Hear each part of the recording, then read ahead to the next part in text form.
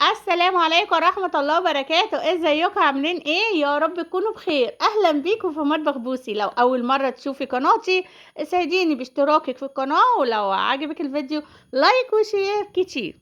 كل شيخ وليه طريقة. تعالوا شوفوا النهاردة طريقتي في تخليل اللفت. بيبقى ليها كام تكة كده. بجد بتخليه مقرمش ويفضل معاكي. هقولك من سنة لسنة هتقولي كدابة يا بوسي. تعالوا كده بس هنشوف واحدة واحدة كده. احنا بنعمله ازاي وبيطلع مقرمش، وهوريهولكوا في الفيديوهات ان شاء الله الجايه لما يستوي، وهيفضل مقرمش. وهخلي حبه كده بعد كام شهر هطلعهولكوا بنفس القرمشه. مش اول مره اعمله، مش اول سنه اعمله، انا عملته معاكم قبل كده. تعالوا كده هنشوف. انا بخلله ازاي. اول حاجه زي ما انتم شايفين كده انا نقعته وغيرت الميه عليه كذا مره. ده في الاول بس كده بنزل الطينه منه، وبعد كده بغسل بقى واحده واحده، وتجيبي حاجه بقى كبيره وتروحي حطها. اللفت ده ليه حكايه عندي والله. يعني انا كنت جايبه الحبه دول اللي هم ايه 8 حزم. الست بقول لها يا ستي انا عايزه 3 كيلو، قالت لي لا ببيع بالحزمه. جبت التمانية ب10، قلت لها ماشي. طلع رفيع وحبه صغيرين، قلت لا خليه. هجيب عليه 3 تاني او 2 تاني عليه. شايفين الطينه اللي نازله منه قد ايه؟ المهم جبته وقعدت بقى مركون فترة طويلة، كام يوم يعني. وجبت التاني. جبته خلاص، جايباه من يوم الخميس. طب ايه يا بوسي بقى قومي اعمليه. مكسلة يوم الخميس، مكسلة يوم الجمعة، عملته يوم السبت. تعالوا كده هنشوف احنا عملناه ازاي. بجد قلت ده اسمه الحاج اللفت ده ولا ايه يعني. تعالوا بقى. اول حاجه احنا بعد ما غسلناه بناخد بقى دهوت عروشه. التاني كان دبل معايا شويه بس صحيح، يعني لو هو وحش كنت رميته خلاص. آم، العروش بتاعته انا بشيل العروش الاولانيه دي برميها طبعا، وباخد العروش بتاعته الحلوه الطازه. بروح الكبيره كده، انا ما بحبش العروش يا جماعه، بس بحب احطها تدي طعم ونكهه. بعد ما غسلته نقعت العروش. العروش دي بيبقى فيها كمية طينة يا جماعة، خلوا بالكم منها. انا بمسك واحدة واحدة بعملها وبقطعها صغير كده وحلو. طبعا انا ما كانش ليا مزاج قوي ان انا اقطعه مشرشر. عندك سكينة بقى وليكي مزاج كده تقطعيه على ايه. مشرشر كده عشان يبقى زي بتاع بره بالظبط، مع الطعم اللي انا هقولك عليه هيطلع احلى من بره بكتير. هتقولي دي كدابة يا بوسي. بعد كده جبته بقى، نقعت العروشه اهي زي ما انتم شايفينه في الطبق الصغير. و بطلع بقى كل حاجه شكلها مش عاجبني في اللفت. حتى في الحته الموف ديت بتبقى في حته كده غامقه ما بحبهاش. يعني بصوا في حته صفرة، في حته بتبقى فيها شعيرات كده. بشيل كله. في ناس ما بتحبش تشيلها عشان تقولك تنزل لونها. لا انا ما بحبش تنزل لونها، بس اجي اكل اللفتايه كده تبقى ناعمه وحلوه ما فيهاش حاجه شكلها وحش. فاهمين قصدي؟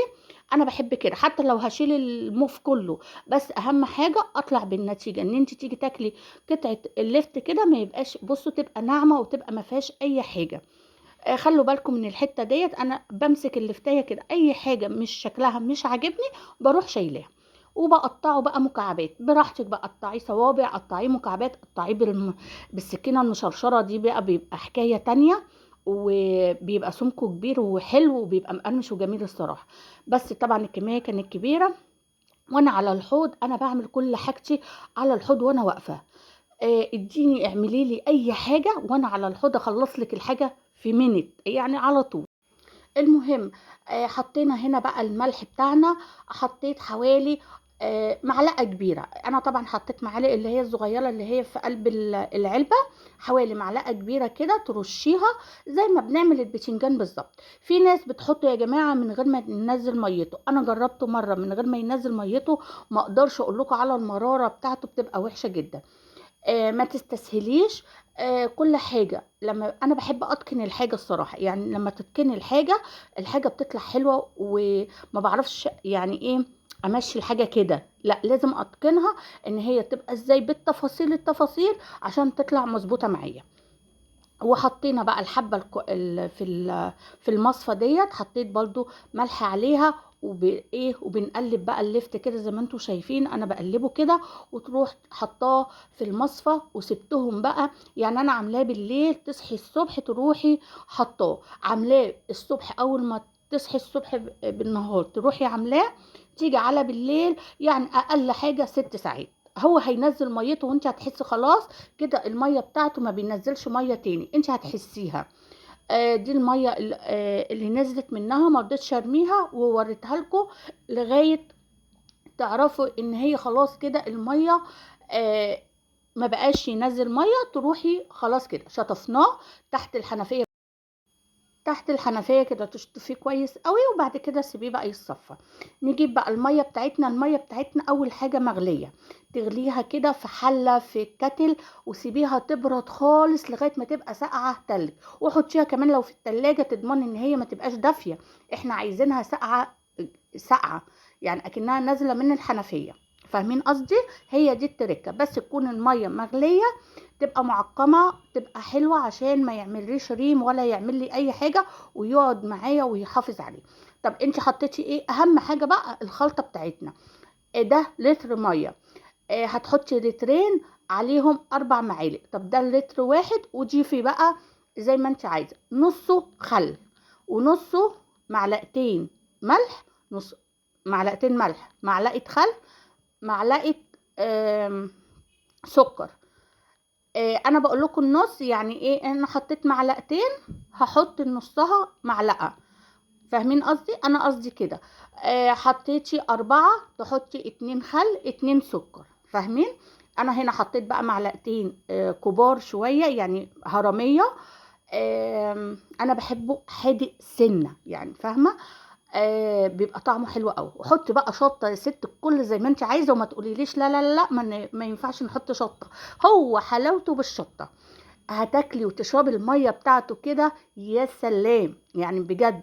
حطي شطه زي ما انت عايزه، انا بحط شطه كتير على فكره، وبيطلع جميل جدا جدا. وتملي انا شطتي حاميه، يعني انا ما بجيبش شطه كده من اي حته، لازم تبقى شطه حاميه. ولو ما لقيتش بجيب اللي هو الفلفل الاحمر الصغير دوت الناشف اللي عند العطار، وبروح ضربه. بصوا انا هنا بوريكم انا مقطعاه مكعبات، وقطعت العروش كمان مكعبات صغيره عشان اللي ياكل منها. بنتي صراحه بتحبه، بتاكل كده، تاكلي العروش انا بقول عليها العروش، وتروحي واكلاها كده، بتبقى صغيره على قد البق.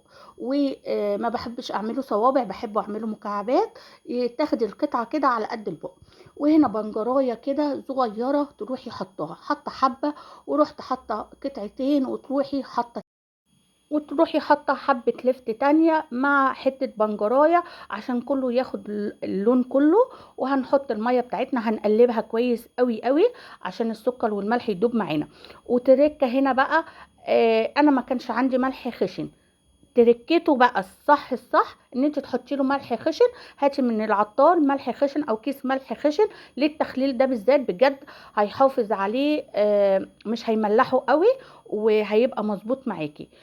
ده من ضمن برضو النجاح بتاعه. بس انا عملته بملح عادي ما فيش مشاكل. بس انا حبيت اقولك، وده كانت طريقتي في الليفت. والسلام عليكم ورحمة الله.